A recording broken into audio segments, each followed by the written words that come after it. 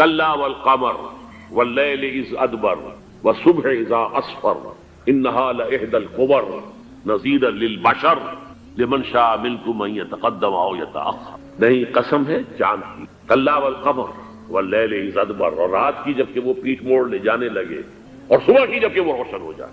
حضور سے پہلے 600 برس ایسے گزرے ہیں دنیا میں کہ نبوت کا سورج نہیں تھا، بس چاند جیسے مستعار روشنی چاند کی ہوتی ہے، تو سابقہ انبیاء کی مستعار روشنی تو کوئی دنیا میں تھی، دھندلی دھندلی جیسی چاند کی ہوتی ہے، لیکن وہ سورج نہیں تھا. لیکن اب وہ رات ختم ہو رہی ہے، واللیل اذ ادبر، جا رہی ہے محمد صلی اللہ علیہ وسلم کا سورج، یہ شمس نبوت و رسالت طلوع ہو گیا. والصبح اذا اسفر انہا لإحدى الکبر. بہت بڑی باتوں میں سے ایک بات ہے جو ہوئی ہے، وہ معمولی واقعہ نہیں ہے. احدى الکبر، یہ تاریخ انسانی کے عظیم ترین واقعات میں سے ہے بعثت محمدی. نذیرا للبشر، پوری نوع انسانی کے لیے نذیر بن کر آئے. یہ تو ہے حضور کا معاملہ. لیکن اب جو معاملہ ہونا ہے دوبارہ، اس لیے کہ خلافت علی منہاج النبوت دوبارہ اب قائم ہوگی انشاءاللہ. حضور کے بعد میں آپ کو بتا چکا ہوں، خلافت راشدہ ختم ہونے کے بعد سے زوال زوال زوال زوال زوال زوال زوال زوال زوال، تھوڑا سا 2.5 سال کا 2 سال کا وقفہ آیا ہے حضرت عمر بن عبدالعزیز کا، ورنہ زوال زوال زوال زوال زوال. اگرچہ اس زوال کو 1000 سال لگے ہیں. یہ عمارت جو محمد نے بنائی تھی ایک دن میں نہیں گر گئی صلی اللہ علیہ وسلم. کھنڈر بتا رہے ہیں عمارت عظیم تھی، 1000 سال کے بعد پھر یورپ کے سیلاب نے آ کر اس کو گرایا ہے اور ختم کیا ہے. ورنہ 1000 سال تک سطوت و شوکت کے ساتھ امت مسلمہ تو موجود رہی ہے، چاہے اسلام جو ہے وہ حکومت کی سطح پر موجود نہیں تھا. بہرحال اب جو اس کا دور آیا ہے دوبارہ خلافت علی منہاج النبوہ کا دور، اس کا نقشہ سورہ انشقاق میں کھینچا گیا ہے. فلا اقسم بالشفق. اب دیکھیے سورج غروب ہو گیا. حضور کی بعثت کے وقت وہ سورج رسالت طلوع ہوا تھا، اب وہ سورج غروب ہو چکا ہے. سورج کے غروب ہونے کے بعد صرف روشنی رہ جاتی ہے شفق کی، سرخ سی، بس وہی باقی رہ گئی. اور باقی کیا رہ گیا؟ بدا الاسلام غریبا ویسعود کما بدا فطوبی للغرباء. فلا اقسم بالشفق واللیل وما وسق. رات کی سی تاریکی ہے اور جو کچھ اس نے اپنے اندر جمع کر لیا ہے. والقمر اذا اتسق، اور قسم ہے چاند کی جبکہ وہ بھر جائے. پورا بھرتا ہے کتنے دنوں میں؟ 14 دن. اور 14 صدیوں کے بعد اب پہلی صدی کا جس نے کہ تجدید کامل کی عمر بن عبدالعزیز، 14 صدیوں کے بعد اب 15ویں صدی میں الامام المہدی کے ظہور کا وقت قریب. اب جو کچھ مجھے حضرت امام المہدی کے بارے میں کہنا ہے، دوبارہ اپنی بات دہرا رہا ہوں، یہ میرا ذاتی گمان ہے، اختلاف کیا جا سکتا ہے. میرا گمان یہ ہے کہ یہ اب جو مجدد آئیں گے وہ حضرت مہدی ہوں گے. پہلی بات تو یہ جان لیجئے کہ مہدی 2 ہیں، ایک شیعوں کے مہدی، ایک سنیوں کے مہدی. ان میں بڑا فرق ہے. شیعہ حضرات مہدی کو مانتے ہیں، وہ ان کے 12ویں امام ہیں. ان کے عقیدے کے مطابق انہیں پیدا ہونے کے فوراً بعد اس اندیشے سے کہ انہیں قتل کر دیا جائے گا ایک غار میں چھپا دیا گیا تھا. تقریباً 1200 برس سے وہ اس غار کے اندر ہیں. وہ روپوش ہیں، چھپے ہوئے ہیں، اسی لیے انہیں امام غائب کہا جاتا ہے.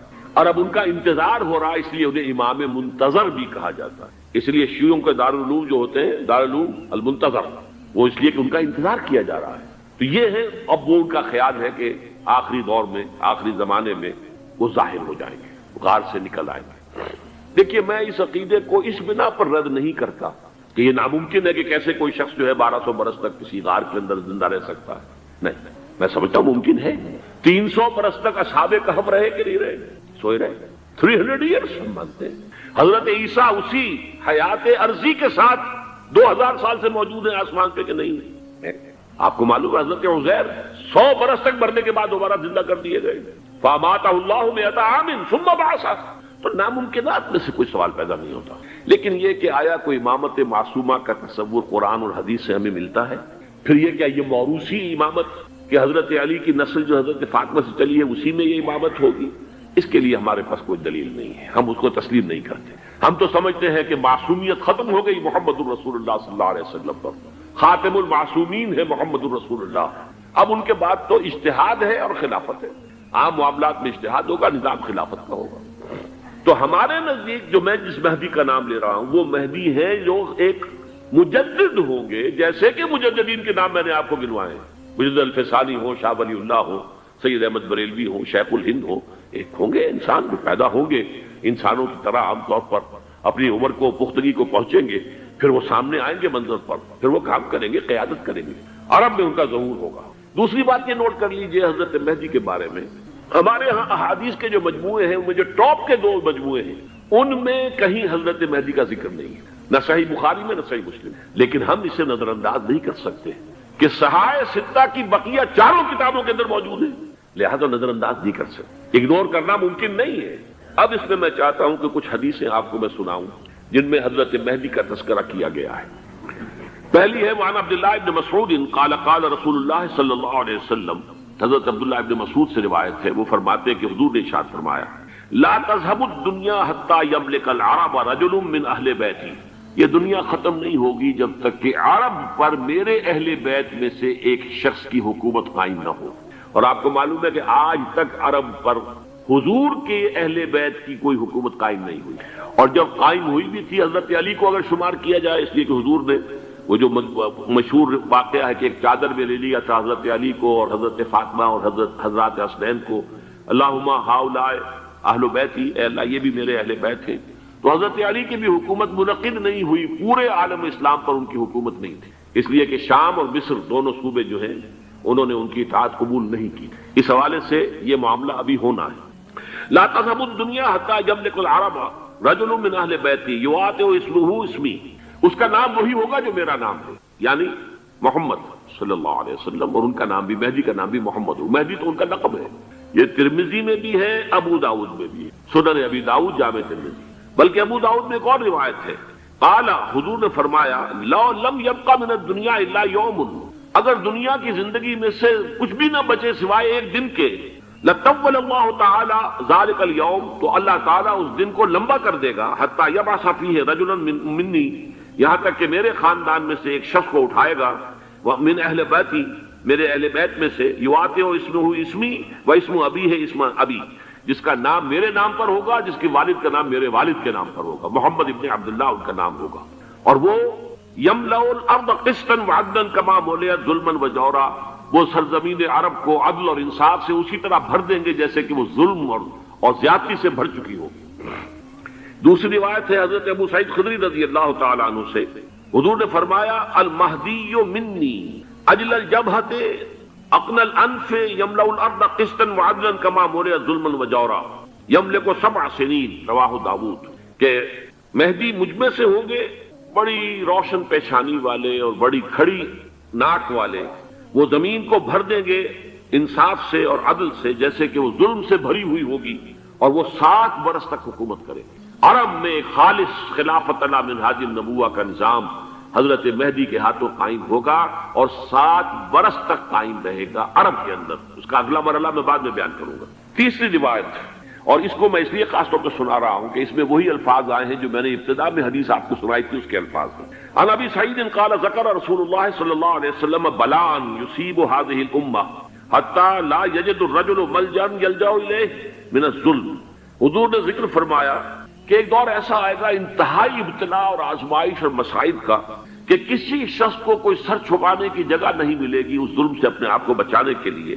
فَيَبْعَثُ اللَّهُ رَجُلًا مِنْ عِتْرَتِي وَأَهْلِ بَيْتِي، تو پھر اللہ میرے خاندان میں سے، میرے اہل بیت میں سے اٹھائے گا ایک شخص کو، فَيَمْلَأُ بِهِ الْأَرْضَ قِسْطًا وَعَدْلًا، اور اس کے ذریعے سے اللہ تعالیٰ زمین کو عدل و قسط سے بھر دے گا۔ يَرْضَى عَنْهُ سَاكِنُ السَّمَاءِ، یہ وہی الفاظ آ گئے، اب اس سے پھر راضی ہو جائیں گے آسمانوں میں رہنے والے بھی، وَسَاكِنُ الْأَرْضِ، اور زمین میں رہنے والے بھی۔ لَا تَدَعُ السَّمَاءُ مِنْ قِطَرِهَا شَيْئًا إِلَّا صَبَّتْهُ، آسمان اپنا ایک قطرہ بھی نہیں روکے گا مگر یہ کہ اس کو زمین کے اوپر نثار کر دے گا، بارش کی شکل میں گرا دے گا۔ وَلَا تَدَعُ الْأَرْضُ مِن نَبَاتِهَا شَيْئًا إِلَّا أَخْرَجَتْهُ، اور زمین اپنی پیداوار میں سے کوئی شے نہیں چھپائے گی، نہیں روکے گی مگر کچھ کو ظاہر کرے۔ چوتھی حدیث جو ہے وہ حضرت ام سلمہ سے رضی اللہ تعالی عنہ قال سمعت رسول اللہ صلی اللہ علیہ وسلم یقول المہدی من عترتی من اولاد فاطمہ، رواہ ابو داؤد، یہ بھی سنن ابو داؤد کی روایت ہے۔ حضور نے فرمایا مہدی میرے خاندان سے، میرے اہل بیت سے ہوں گے، یعنی اولاد فاطمہ میں سے، اور تفصیل اس کی آتی ہے کہ حضرت حسن کی اولاد میں سے ہوں گے۔ پانچویں حدیث میں آپ کو سنا رہا ہوں، اور اس میں ایک عجیب مشابہت آپ کے سامنے آئے گی حضرت عمر بن عبدالعزیز کے ساتھ، یہ اول اور آخری کڑی کے درمیان مشابہت۔ ان علی رضی اللہ تعالی عنہ، یہ حدیث جو ہے مسند احمد ابن حنبل میں بھی ہے اور سنن ابن ماجہ میں بھی ہے۔ قال قال رسول اللہ صلی اللہ علیہ وسلم المہدی منا اہل البیت یصلح اللہ فی لیلۃ، مہدی ہم میں سے ہوں گے، ہمارے اہل بیت میں سے، اور اللہ ایک ہی رات میں ان کی اصلاح کر دے گا۔ یعنی وہ پہلے سے کوئی زیادہ روحانی یا دینی کوئی اس طرح کی شخصیت نہیں ہوں گے، لیکن ایک ہی رات میں اللہ تعالیٰ ان کی سیرت و کردار کے اندر انقلاب عظیم برپا کر دے گا۔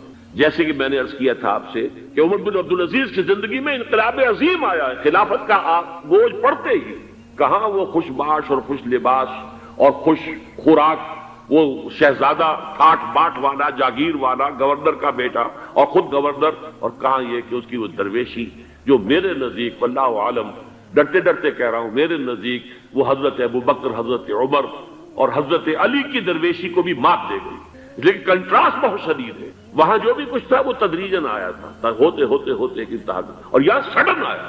چھٹی حدیث عن انس سمعت رسول اللہ صلی اللہ علیہ وسلم یقول نحن ولد عبد المطلب سعادت اہل الجنہ، ہم عبد المطلب کی جو اولاد ہیں اور نسل ہیں، ہم جنت کے سردار ہیں۔ اور پھر آپ نے نام گنوائے ہیں، انا وحمزۃ وعلی وجعفر والحسن والحسین والمہدی، میں خود اور حضرت حمزہ بنو عبد المطلب میں سے، عبد المطلب کے بیٹے، اور علی اور جعفر حضرت علی کے بھائی جعفر طیار، اور حسن اور حسین حضرت فاطمہ کے لخت جگر حضرت علی کے بیٹے، والمہدی، اور آخر میں جا کر پھر مہدی۔ اب میں آپ کو ایک حدیث سنانے چلا ہوں جس میں ایک عجیب نقشہ سامنے آتا ہے کہ یہ مہدی جب ظاہر ہوں گے تو کس طور سے ظاہر ہوں گے، ان کے ظہور کی کیفیت کیا ہوگی، کیف یظہر۔ یہ روایت ہے حضرت ام سلمہ سے رضی اللہ تعالی عنہا، حضور کی زوجہ محترمہ ہیں، فرماتی ہیں ام سلمہ عن النبی صلی اللہ علیہ وسلم قال یکون اختلاف عند موت خلیفۃ، موت خلیفۃ، حضور نے فرمایا ایک خلیفہ کی موت پر اختلاف واقع ہو جائے گا، خانہ جنگی ہو جائے گی، فیخرج رجل من اہل المدینہ حاربا الی مکہ، پھر مدینے کے لوگوں میں سے ایک شخص نکلے گا، بھاگے گا اور جا کر پناہ لے گا اور چھپ جائے گا مکے میں، فیاتیہ ناس من اہل مکہ، پھر اس کے پاس آئیں گے اہل مکہ، مکہ کے لوگ، فیخرجونہ، اور اسے نکالیں گے، جہاں وہ چھپے ہوئے ہوں گے وہاں سے نکالیں گے، وہو کارہ، اور وہ بالکل اس کو پسند نہیں کر رہے ہوں گے، نہ وہ خواہش مند ہوں گے کہ ان کے ہاتھ پر بیعت کی جائے، نہ وہ یہ چاہیں گے کہ وہ میدان میں آئیں اور ان کو جو ہے اپنا لیڈر مانا جائے، وہو کارہ، فیبایعونہ بین الرکن والمقام، لیکن لوگ جو ہے پھر اصرار کے ساتھ ان کے ہاتھ پر بیعت کریں گے رکن اور مقام کے درمیان۔ رکن وہ کونا ہے خانہ کعبہ کا جس میں حجر اسود لگا ہوا ہے، اور مقام ابراہیم جو ہے، ان دونوں کے مابین جو یہ علاقہ ہے یہاں پر وہ بیعت ہو۔ وَيُبْعَثُ إِلَيْهِ بَعْثٌ مِنَ الشَّامِ، ان کے خلاف ایک لشکر بھیجا جائے گا شام سے۔ نہیں کہا جا سکتا کہ باسی حکومت اس وقت کی جو ہے اس کی طرف سے کوئی مسئلہ اس طرح کا اٹھ کھڑا ہو، اس لیے کہ ابھی تو بہرحال باسی حکومت وہاں ہے۔ فَيُخْسَفُ بِهِمْ بِالْبَيْضَاءِ بَيْنَ مَكَّةَ وَالْمَدِينَةِ، لیکن اللہ تعالیٰ اس لشکر کو مکے اور مدینے کے درمیان وادی بیضاء میں دھسا دے گا، زمین کے اندر پورے کے پورے لشکر کو۔ فَإِذَا رَأَى النَّاسُ ذَلِكَ، جب لوگ یہ دیکھیں گے اتنی بڑی نشانی ظاہر ہو گئی، أَتَاهُ أَبْدَالُ الشَّامِ وَعَصَائِبٌ مِنَ الْعِرَاقِ فَيُبَايِعُونَهُ، اب شام سے سارے کے سارے جو اولیاء اللہ ہیں وہ بھی آئیں گے، اور عراق سے جوق در جوق لوگ آئیں گے اور ان سے بیعت کریں گے۔ وَيَعْمَلُ فِي النَّاسِ بِسُنَّةِ نَبِيِّهِمْ، پھر وہ عمل کریں گے لوگوں کے مابین، حکومت کریں گے اپنے نبی کی سنت کے مطابق۔ وَيُلْقِي الْإِسْلَامُ بِجَرَانِهِ، اور اسلام اپنی گردن زمین پر ٹکا دے گا، وَالْأَرْضِ فِي الْأَرْضِ، زمین میں، فَيَلْبَسُ 7 سنین، پھر وہ 70 برس تک حکمران رہیں گے، 7 برس تک حکمران رہیں گے، ثُمَّ يُتَوَفَّى، پھر ان کا انتقال ہوگا، وَيُصَلِّي عَلَيْهِ الْمُسْلِمُونَ، اور مسلمان ان پر نماز پڑھیں گے۔ یہ جو میں نے آپ کے سامنے نقشہ کھینچا ہے، اس سے اب میں ایک نتیجہ نکالتا ہوں، اسے بھی میرا گمان کہیے، اختلاف بھی کر سکتے ہیں آپ، اگر اس کو وزنی سمجھے تو قبول بھی کر سکتے ہیں۔ وہ یہ ہے کہ میرے نزدیک شاہ فہد کے انتقال پر لا محالہ یہ صورتحال پیدا ہو جائے۔ ولی عہد وہاں ہے عبداللہ بن عبدالعزیز، امریکہ کو وہ پسند نہیں کرتے اور امریکہ انہیں پسند نہیں کرتا، یہ بالکل تش تش بام ہے۔ امریکہ نے لازماً جس طریقے سے اپنے پنجے گاڑے ہیں سعودی عرب کے اندر، اپنا فوجی اڈا بنایا ہے، تو آسانی کے ساتھ وہاں سے اپنے پنجے ہٹانے کے لیے تیار نہیں۔ ایک حدیث میں آتا ہے قرن الشیطان، نجد سے شیطان کا سینگ برآمد ہوگا. وہ شیطان کا سینگ ہے. جو میزائل وہاں پر لگے ہوئے ہوں گے اس وقت در حقیقت وہ سارے کے سارے جو ہیں وہ شیطان کے سینگ ہیں. بہرحال کوشش وہ کرے گا کہ جیسے کہ اس نے جارڈن میں کیا. کتنے عرصے سے وہاں شاہ حسین کا چھوٹا بھائی حسن جو ہے وہ ولی عہد تھا. عین وقت کے اوپر آ کر اور پتہ نہیں کیسی کیسی دوائیاں دے کر اسے لے کر آئے ہیں شاہ حسین کو, مرتے ہوئے کو تھوڑی دیر زندہ رکھنے کے لیے, اور وہ تبدیلی کروا کر جو ہے واپس لے گئے ہیں. تو یہ معاملہ ہوا ہے, تبدیلی کروا دی, وہاں تو ہو گئی آرام سے, کوئی بات نہیں. بحرین میں بھی غالباً ایسا ہی معاملہ ہوا ہے, واللہ عالم. مجھے یاد پڑتا ہے کہ وہ چاہتے ہیں کہ ہمارا پسند کا آدمی آئے. اگر سعودی عرب میں یہ کام کیا گیا تو اس کا لازمی نتیجہ خانہ جنگی ہوا, اس لیے کہ وہاں کی روایت یہ بڑی سخت ہے, بڑی پختہ ہے. پھر یہ کہ وہاں جو ہے امیر عبداللہ جو ہے, جو وہاں پر اگرچہ سپہ سالار وہ نہیں ہے, کمانڈر ان چیف وہ نہیں ہے, کمانڈر ان چیف تو کوئی اور ہے, لیکن الحرس الوطنی جو ہے نیشنل گارڈز بہت بڑی فورس ہے. وہ اصل بیڈوئن فورس جو ہے صحرا کے لوگوں کی عرب فورس, وہ در حقیقت الحرس الوطنی ہے, نیشنل گارڈ ہے, اور اس کا کمانڈر ان چیف یہ ہے امیر عبداللہ. تو لازماً یہ شکل جو ہے پوری ہو کر رہے گی. جیسے ہی یہ معاملہ ہوا شاہ فہد کے انتقال کا, تو یہ اختلاف ہوگا, خانہ جنگی ہوگی. پھر کوئی اللہ کا بندہ جو ہوگا, میرے نزدیک, میں آج سے کوئی 6-7 سال پہلے سالانہ اجتماع تھا تنظیم اسلامی کا راولپنڈی میں, میں نے اس وقت وہاں کہا تھا, اس سے ذرا اخبارات میں بھی کچھ وہ کنٹروورسی آئی تھی کہ میرے نزدیک امام مہدی پیدا ہو چکے ہیں, ان کے ظہور کا وقت قریب ہے. اور اس کی تھوڑی سی بات میں مجھے معلوم ہوا کہ جین ڈکسن غالباً نام ہے امریکن اس کا, جس نے یہ پیشن کوئی خبر دی تھی کہ 1962 میں عالم عرب میں ایک بچہ پیدا ہوا ہے کہ جو وہاں کا نقشہ بدل کر رکھ دے گا. یہ جین ڈکسن کی غالباً پیشن گوئی ہے. بہرحال مجھے اس کی پیشن گوئی سے کوئی دلچسپی نہیں ہے.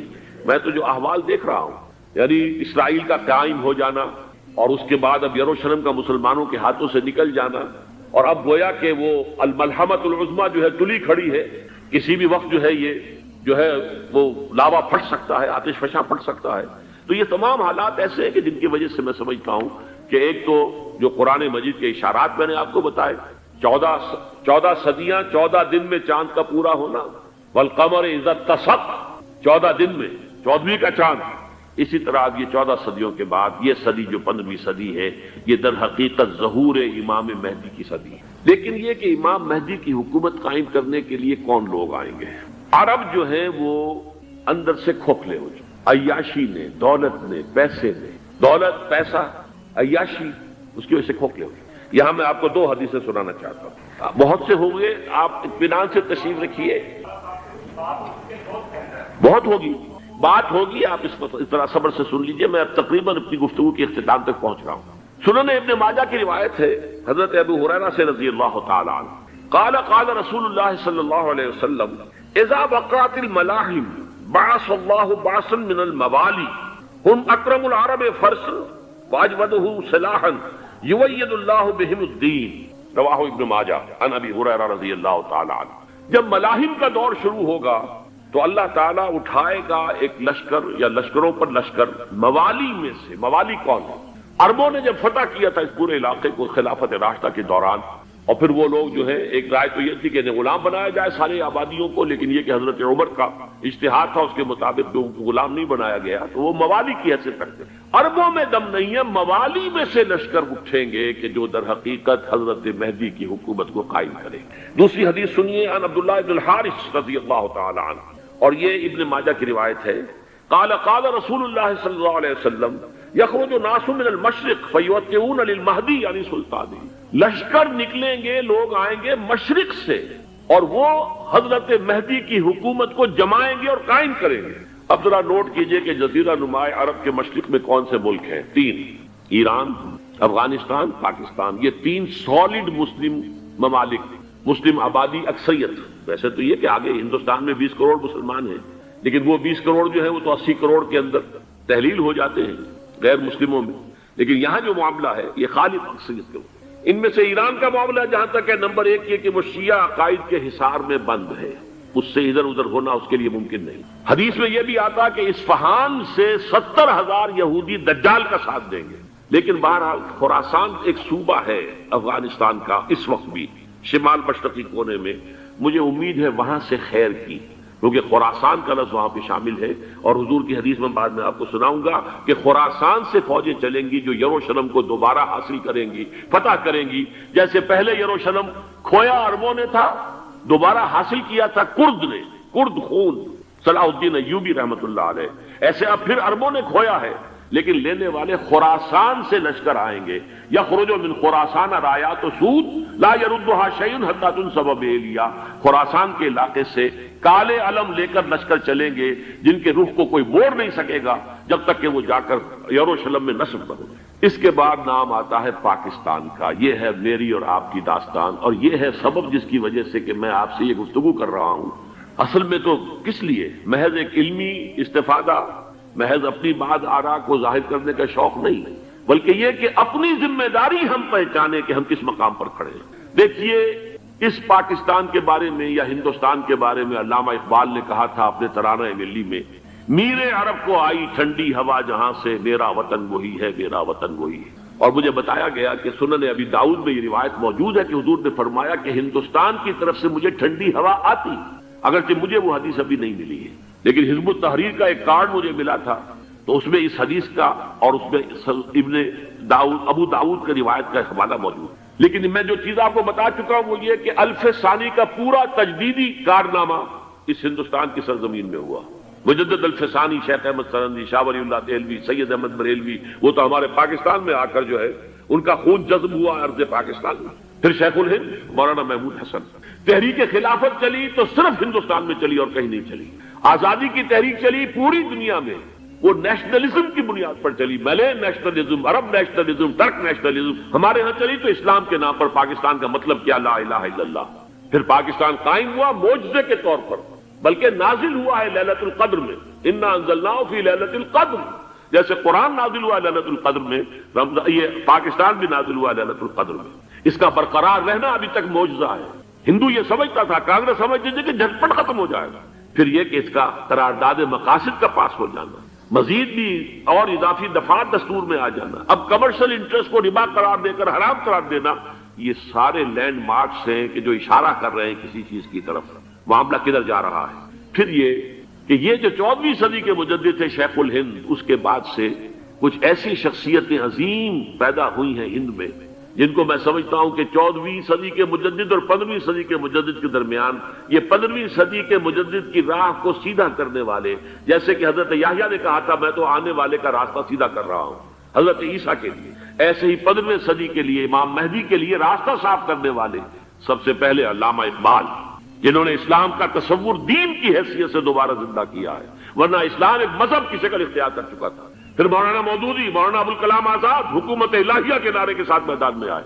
یہ اقبال نے جو تصور پیش کیا تھا اس پر عملی جدوجہد کے لیے حزب اللہ قائم ہوئی۔ نوٹ کر لیجئے 11 برس کا فرق ہے عمر کا علامہ اقبال کے اور ابوالکلام کے، اور 1913 میں جب حزب اللہ قائم کی ہے اس وقت علامہ اقبال کی ملی شاعری اپنے عروج کو پہنچ چکی تھی۔ پھر یہ کہ علامہ اقبال کے بعد تعبیل جو ہے اس کام کی وہ ابوالکلام نے کی، لیکن روایتی علماء کی شدید مخالفت کی وجہ سے وہ بددل ہو کر چھوڑ گئے، کانگریس میں شامل ہو گئے، بساط جو ہے حزب اللہ کی انہوں نے لپیٹ دی۔ پھر مولانا مودودی آئے، انہوں نے وہ ڈور جو ہے اس کا سرا تھاما، جماعت اسلامی قائم کی حکومت الہیہ ہی کے قیام کے لیے، اگرچہ میرے نزدیک یہ کہ وہ انتخابی اور ایک قومی سیاست کی ایک جماعت بن کر پاکستان میں جو ہے دلدل میں پھنس گئی ہے۔ اب ہم اس کی کوشش کر رہے ہیں، تنظیم اسلامی اور یہ تحریک خلافت جس کے تحت یہ جلسہ ہو رہا ہے، یہ ساری چیزیں وہ ہیں کہ آپ کو سوائے پاکستان کے اور کہیں نہیں ملیں گی پوری دنیا۔ معلوم ہوتا ہے کہ پاکستان کو بہت بڑا رول پلے کرنا ہے اس میں، اور اس کے ساتھ اب جمع کر لیجئے افغانستان کی عمارت افغانستان، اسلامی عمارت افغانستان قائم ہو چکی ہے۔ یہ پچھلے 20 سالوں میں جو کچھ وہاں ہوتا رہا ہے اس سے پہلے تصور نہیں ہو سکتا تھا۔